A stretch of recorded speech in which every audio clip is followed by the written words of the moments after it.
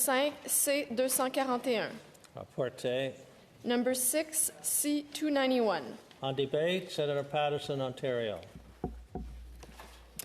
Thank you, Honourable Senators. I rise today to speak to Bill C-291, an act to amend the Criminal Code and to make consequential amendments to other acts, child sexual abuse and exploitation material, at second reading. I'd like to begin by thanking members of the other place, Frank Caputo and Mel Arnold, the author and sponsor of the bill respectively, but I'd also like to thank our colleague, Senator Batters, for sponsoring the bill here in the Senate, and I think you'll hear this is an important one. The topic of child sexual abuse and exploitation can be personally traumatic, as we've even seen today, because people's lived experience vary, and therefore, if any senator, Senate staff, or even anyone else listening feels overwhelmed, I urge you to go and take a break or seek support. Bill C-291 is a relatively simple bill and one which I can support. It seeks to update the term child pornography in the Criminal Code with a more accurate child sexual abuse and exploitation material. So why is this important? After all, we're not debating about making the punishment of the actual crime more severe. Equally, it cannot be guaranteed that changing the terminology will have a deterrent effect on those who commit this crime. But, Senators, words matter, both structurally and culturally. With this bill, we're being asked to structurally update language which has become a cultural norm. I will not revisit the various statistics and stories presented by others during the debate of this bill, nor will I focus my attention on law enforcement or investigation, both of which were ably covered by my honourable colleagues. Instead, I draw your attention to the importance of language. As Senator Batters pointed out in her sponsor speech, pornography as a term can imply a consensual element. And as Senator Melville-Deschênes explained, it can also imply artistic merit. But let's be clear, sexually explicit material involving children is never consensual, and there is nothing artistic about it.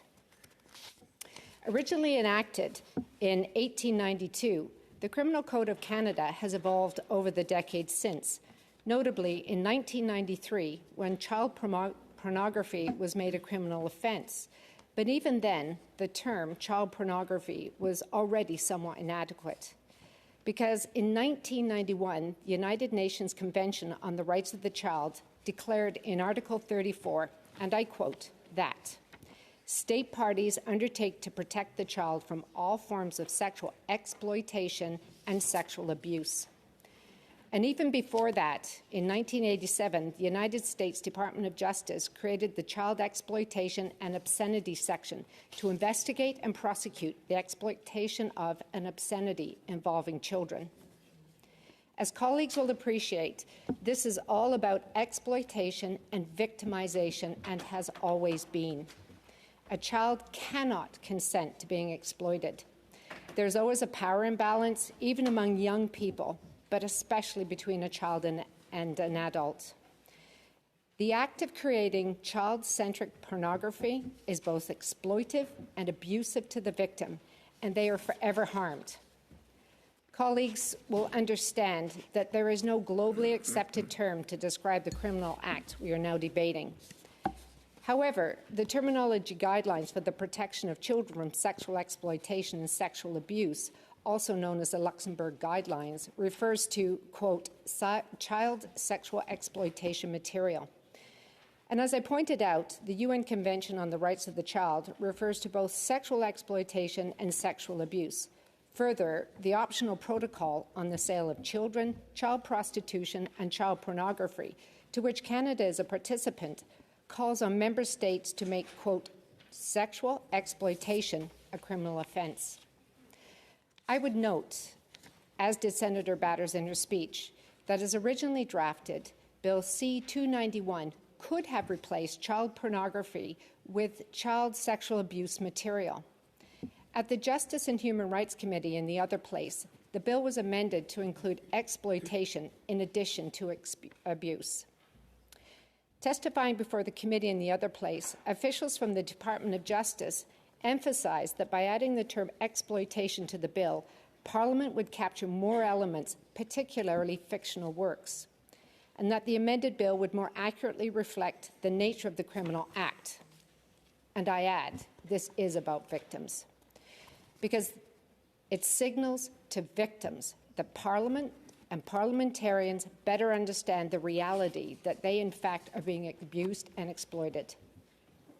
While the rules of the Senate prohibit me from quoting from a speech given by a member in the other place, I would like to share an insight from a member from St. Hyacinthe-Bagot, pointed out in debate there.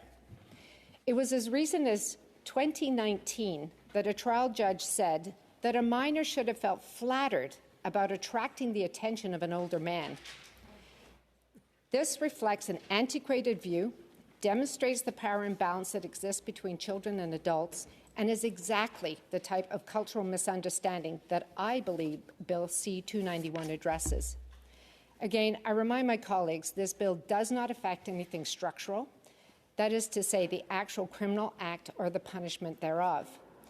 Rather, it focuses on the cultural aspects of such crimes by seeking to update terminology that better describes the criminal act and reflect the enduring, lifelong impact on the victim.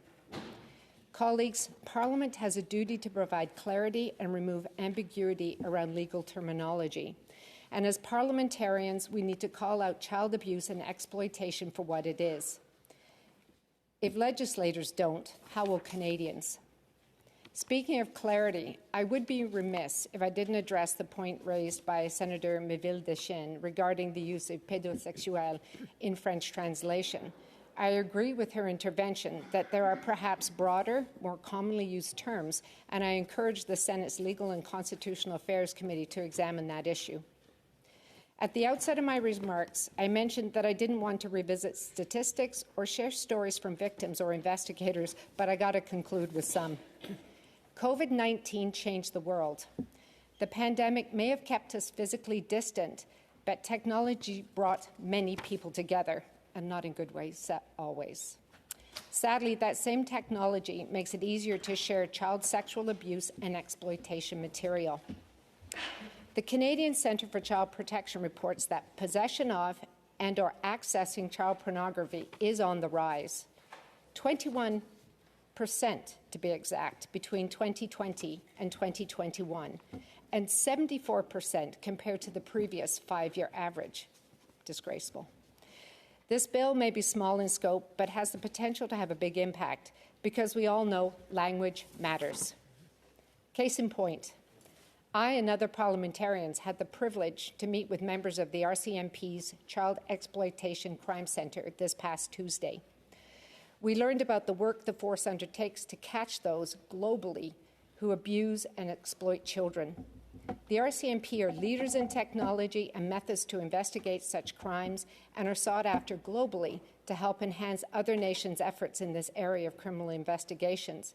However, somewhat embarrassingly, it was pointed out to us and to our RCMP colleagues by their international colleagues that the term that Canadian criminal law still refers to the crime as a form of pornography rather than the broader and more accurate terms of sexual abuse and exploitation was a bit embarrassing.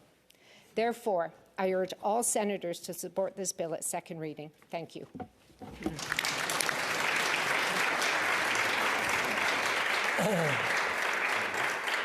Senator Patterson, will you take a question? Senator Wu. Addison, for your cogent and penetrating speech. I support the change in terminology. I want to ask you, though, about whether there may be an unintended consequence of changing the term away from child pornography to suggest that there may be forms of child pornography that are acceptable, because this, in effect, creates a category that we all agree is, in fact, exploitation. But by saying that the old term wasn't adequate, are we saying it's acceptable? Senator Patterson. Thank you very much for the question, and I think you have a very good point. In Canada, pornography is not illegal. So if you keep that term in there, you focus on that and not necessarily the child. And this is why I think it is very important that this bill goes to committee to very, very carefully explore terminology that is being used and to look at what I would say in my old life as second and third order consequences of changing this language. I think your point is very good. Thank you. Senator Wu? Elaborate on your point with a half question. I hope that same committee will be able to clarify that there is no form of child pornography that is acceptable, and I see you're nodding in agreement with that. Thank you. Senator Boniface? Thank you very much, and thank you very much, Senator, for your speech. I think you hit the nail on the head, and I congratulate you. I had the same question, and that's my concern. And so, just as an add-on, I'm just asking if you would agree. I know, Senator Batters, where we need to hear from the police investigators that this doesn't affect how they see investigations going forward, because I think the last thing we want to do is create some notion of two pieces when we've been working under one. And I come from an organization, as you know, who has been involved in this deeply for a long time in terms of investigations. And so, you know, that was my concern on unintended consequences, and I can only assume you have the same concern. Would I be correct in that? Patterson? You would be correct, and this is why I think it is very important that this bill gets to committee for this look, and I believe that we'd like to have it on record that this must be reported back on as the committee goes through its work. Thank you. Senator Batters?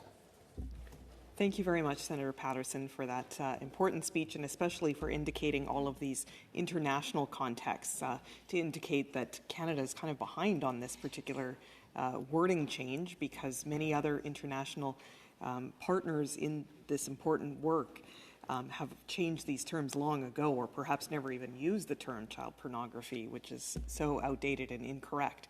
And I just want to make it very clear that the word child, how this is going to be handled in this bill, is every single place that the word child pornography is used in the criminal code and these associated acts.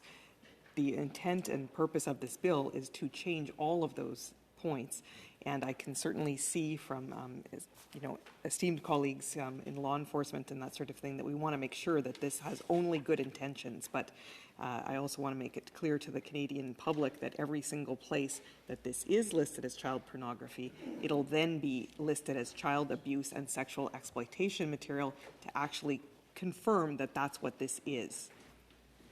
Senator Patterson? Thank you, Senator Batters, and of course, I fully support the direction you're taking with this.